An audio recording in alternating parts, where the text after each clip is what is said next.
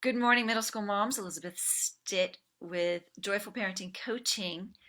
And today we have our very own middle school mom, Nivedita Lahiri, to talk to us about her expertise, which, among other things, is addiction and talking to kids and teaching and educating kids about addiction. And so she's come to have a conversation with me today about that and to present us some information. Nivedita, tell us a little bit about yourself and the work you do and what we're going to talk about today. Amazing. I'm so excited. Thank you, Elizabeth, for the introduction. And I'm so happy to be a part of the group. And thanks for inviting me today to talk about addiction. About myself, I'm Nivedita Lahiri, and I'm a mom, middle school mom, with a daughter who's in sixth grade and a son who's in elementary school. And what I do is that I have an organization, an educational organization called Counsel Academy, who actually provides services to students of all ages. We do skills training, awareness programs. Like this is one of the awareness programs that we provide, and enrichment sessions. And so this program that I want to talk about today is one of the programs that we offered in our previous summer camps. So we have been doing summer camps for the last 4 years. We provide kids, we expose kids to different types of subjects, different types of skill sessions. And the reason why we want to provide these different types of subjects is that we want to expose them to different experiences to help them make informed decisions so that they become more and more knowledgeable. Wonderful. And I love that this is one of the topics that you have because I know that as parents, um, I mean, from the really pernicious things that you can get addicted to, but I think screen addiction is one of the ones that parents are probably most worried about because it's one of the Yep. things we see present and young, right? And it's one of the things that they can become addicted to in our own homes, Mm-hmm. whereas a lot of the other substances are something that we're assuming that they're going to get outside the home. Yes. Yeah. Yes. So tell me, if I'm defining an addiction for a child, Mm-hmm. how am I going to explain what an addiction is? So addiction basically is what there has been a taboo in the society about addiction. So initially everyone thought that addiction is a behavior, is a choice. Some kids who are wayward, they just want to do whatever they want with their friends, but that's not true.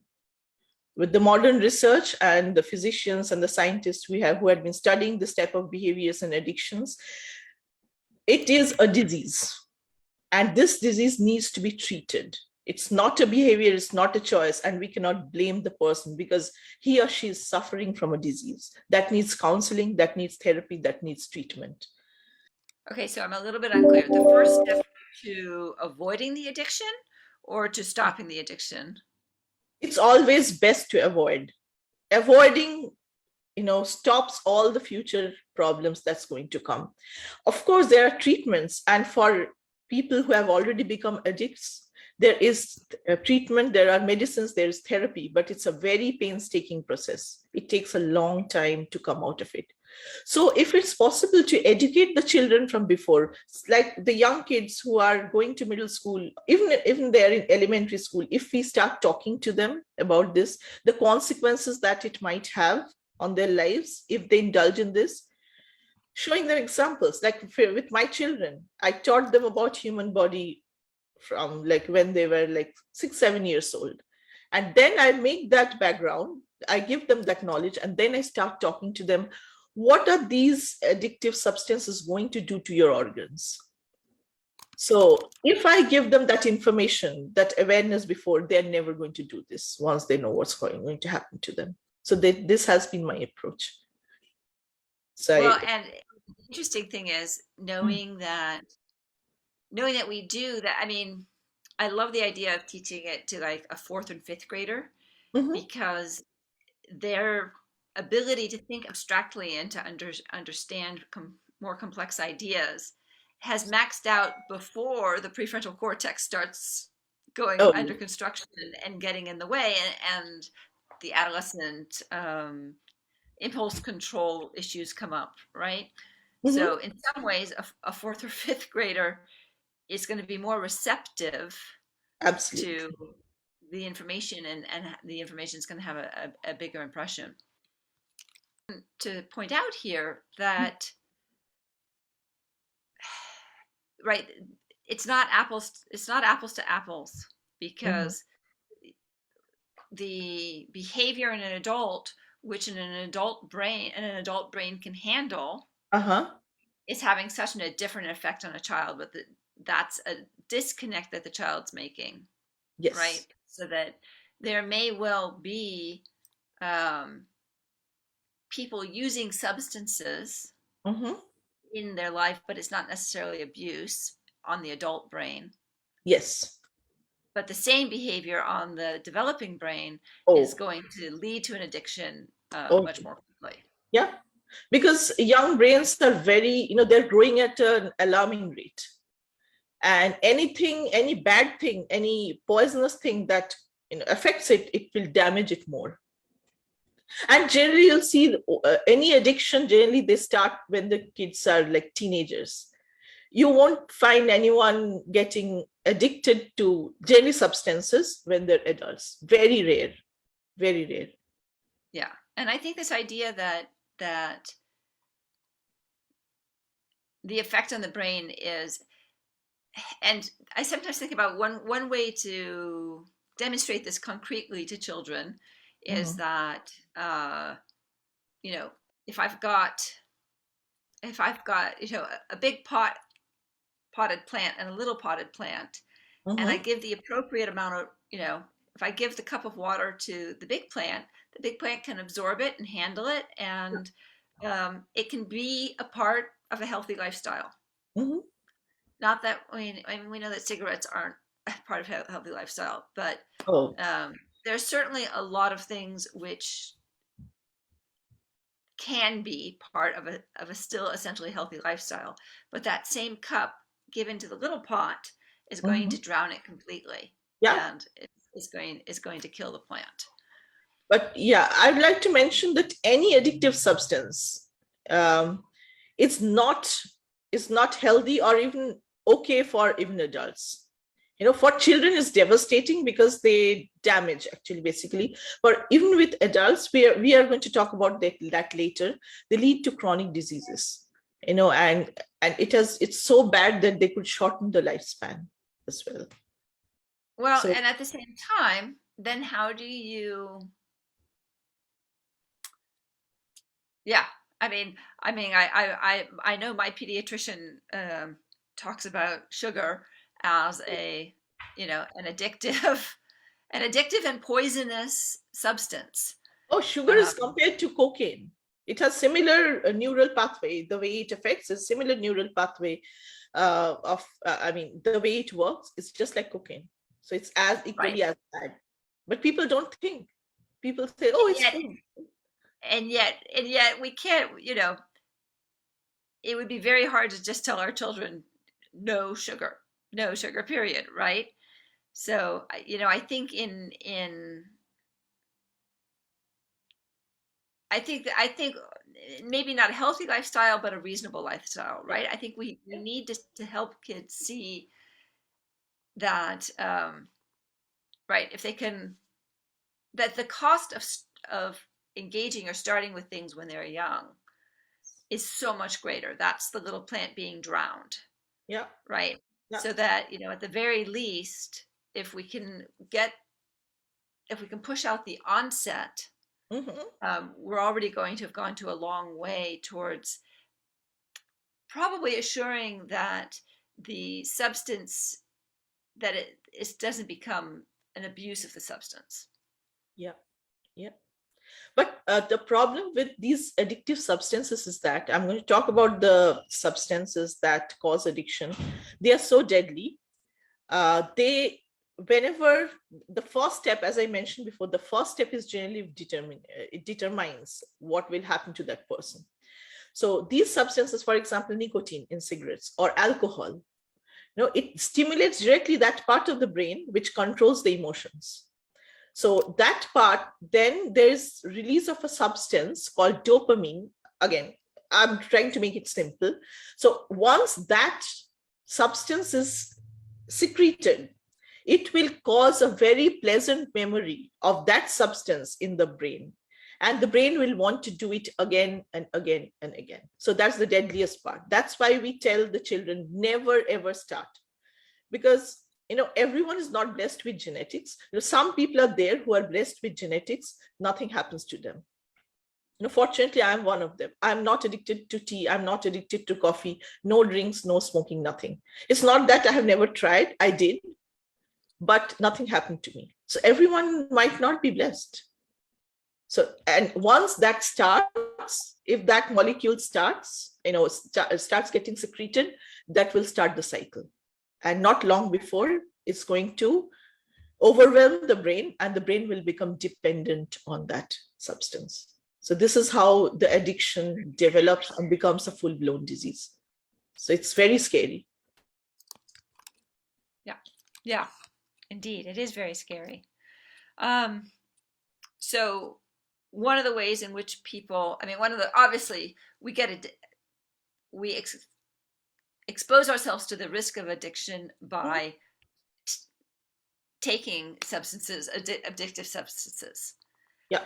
But what are some of the reasons that kids start using substances that are harmful to them in the first place? Yes, very, very common reason is peer pressure. So say, for example, there's always a group of popular kids in school, and for the popular kids, they dress up really nicely, they have a nice time, and for many of them, like smoking, vaping, drinking, not drinking in middle school because it's illegal, mainly vaping has been very rampant. They think that makes them look very cool, and people want to talk to them, people want to be with them, and the other kids who are not that popular want to follow them. So that is so dangerous. And they think that vaping, if they also start vaping, if they also start that addiction, they will be accepted in the group and they will become popular. So this is very strong, driver of addiction. And the earlier, yeah. Sorry. No, I'm thinking about, and this is heading a little bit towards how do we keep our kids from getting addictive? But what I'm thinking in my mind about peer pressure and looking cool. Yeah. And part of it is feeling more grown up and feeling more adult. And, so this is a little bit of a double-edged sword, because if we define these as adult behaviors and say, these are not behaviors that you want to explore or, try until your brain is fully formed, right? So that puts us in our mid-20s. Then the desire to be an adult, now we've defined what does it mean to be an adult by saying, that these are things you can't do. And so, one of the things I'm thinking about is what are other ways that we help kids feel adult and feel grown up that are healthy and that lead to their thriving rather than to their deterioration? Absolutely. So we have to teach the kids from a young age that being adult doesn't mean that you have to be addicted to anything. Being adult means, having responsibility for your actions. That is the primary, I would say, a landmark of adulthood, that you have become mature, you have become empathetic to others. That's a sign of high intelligence, being empathy. Empathy is a high functioning high function of the brain. And when we see that a kid has become sympathetic to others, understanding others' feelings and putting themselves in others' shoes, then we see that the kid has matured. So that is one we have to tell them. Secondly, being responsible for their actions and doing the right things, using their time for learning, developing a good communication. So all these are actually pushing them towards a healthier adulthood, not addiction. So this we have to impart, this knowledge we have to impart in their minds from a young age. I think that is the only way we can protect them, driving them towards a healthy lifestyle, healthy habit, healthy social habits. Being social is very important for their mental health. So, and for the healthy mental health, for getting friends, they need not have to indulge in any addiction.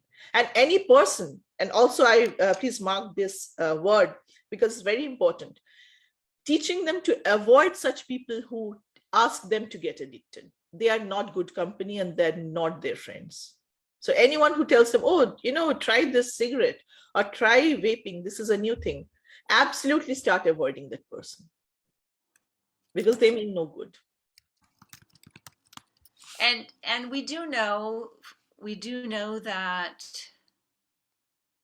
when a particular behavior is associated with a particular place or person, Mm-hmm. that the place and the person can reinforce the Yeah. the direction that we're going, and that's true negatively, but it's also true positively. Mm-hmm. That when we can have our kids spending time in physical places that are producing healthy behavior, and with people who are reinforcing the healthy behavior. Absolutely. um, Absolutely. yes, yeah, that peer group is so important. Yeah. Helping our kids with their peer group, and Company is very important at this age. Company, a good company, not a bad company. yeah. Yeah. So another thing, like confusion and lack of guidance. If kids, they don't get any healthy input, then they seek input from their friends, and the friends are also immature like them. So it's very important for adults to spend time with the children, talking to them about different things. It's not only addiction. Talk to them about healthy lifestyle. What type of food will help them, will make their body strong. Sugar is one of the things that we need to talk about. It's actually, as I mentioned, it's as harmful as drugs. Like indiscriminate use of sugar, eating sugary stuff, donuts, chocolate, soft drinks, my god,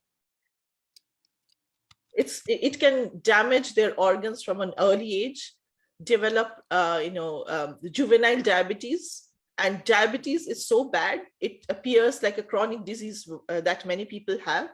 But if starts from a young age, they can damage the vital organs like kidneys, uh, the nervous system. They damage the nervous system, kill the peripheral nerves, cause damage to the eyes.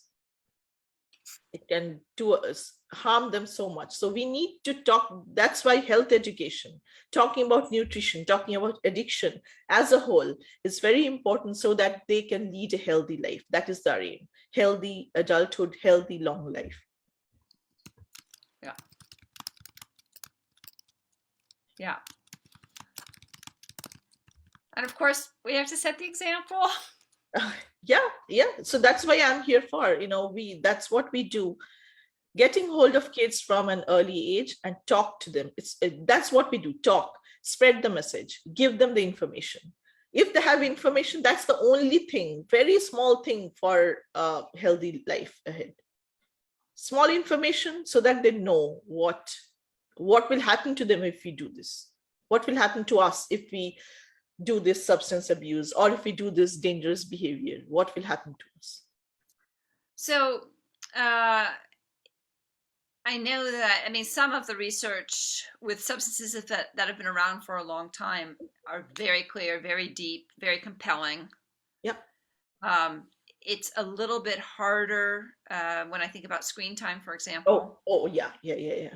I've really tried to look at the research on screen time, and it's very hard for the researchers to develop studies because the technology is changing so quickly and so rapidly that it's very hard to isolate, like, if we're trying to define where does it cross the line, right, to being harmful.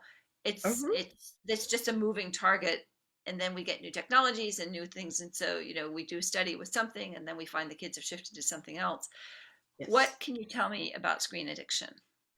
So very good point, very, very good point, because here there is no particular treatment. Like for substance abuse, you can take them to the doctor, they can send them to rehab and do a lot of things. But for behaviors, definitely there is no particular treatment as such, no medicines, and it's only through therapy and therapy. What's worse about addictive behaviors is that they have an easy access to it. And it's very difficult to, it's very easy to cross the line, actually. Say, for example, let me take the example of the COVID period, where a lot of kids who were not exposed so much to screen time before, they started having online classes. So the parents say, oh, that this is what they have to do. They have to do online classes. And I know personally, some kids started playing video games.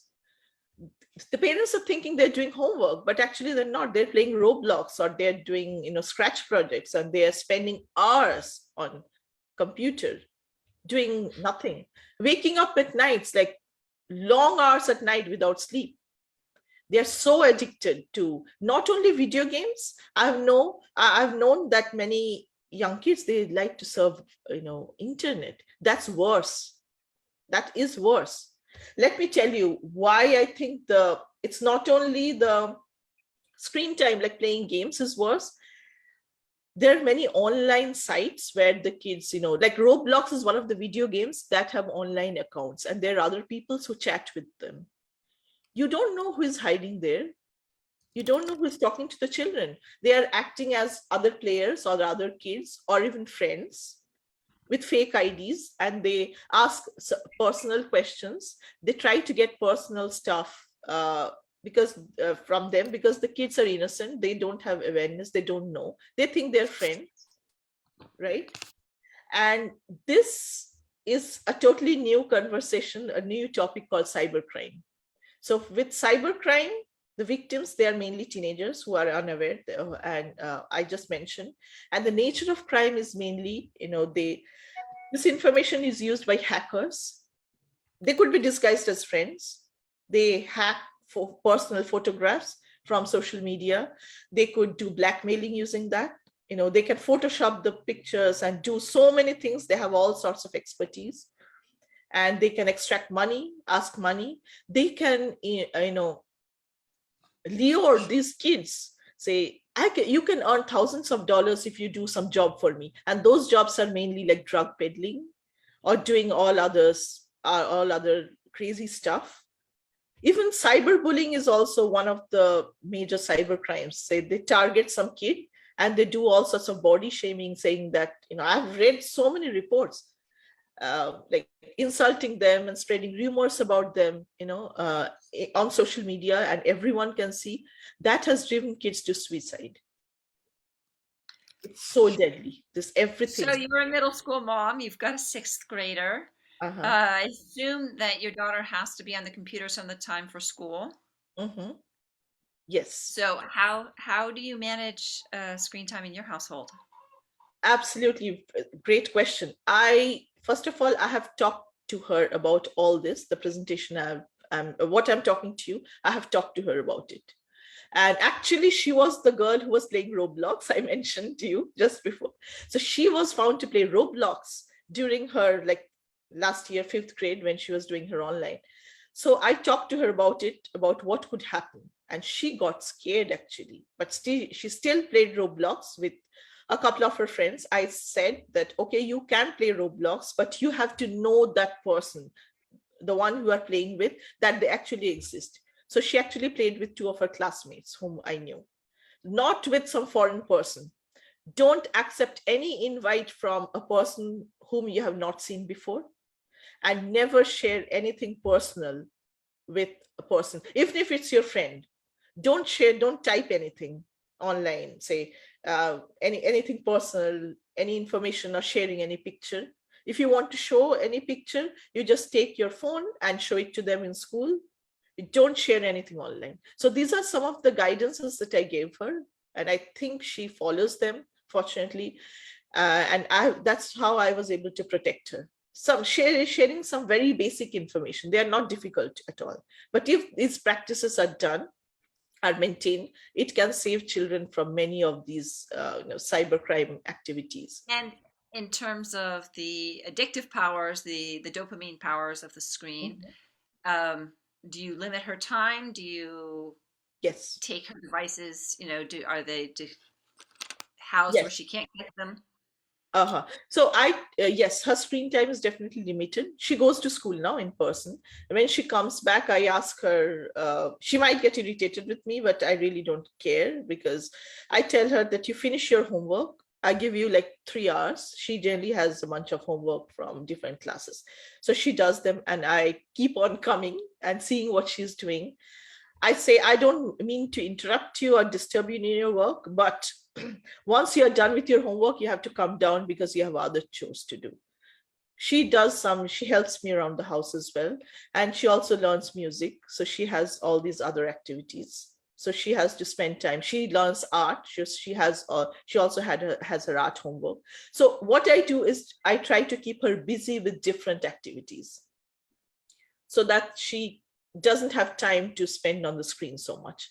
So a catch is to get the kids busy with different activities. One, it will increase their skills. Secondly, it will automatically limit their screen time. If they have nothing to do, they're going to enjoy themselves on the screen. Yes, Yeah. yes, and I call that the equally attractive alternative. Yes, yes. Having And having the I'm sorry. Yeah, no, but having something which is compelling to them, which doesn't feel like a have to, Yeah. but feels like a get to. Yes. And I mean, we all know, like with music practice, that can go up and down, right? We know Uh-huh. that a child can appreciate being able to play and enjoy certain pieces, and then it can get to feel a little bit like drudgery because it's daily practice and it's not as much fun. But Yeah. helping them to see through to that next opportunity for music being an enriching and expressive part of their life. Yeah.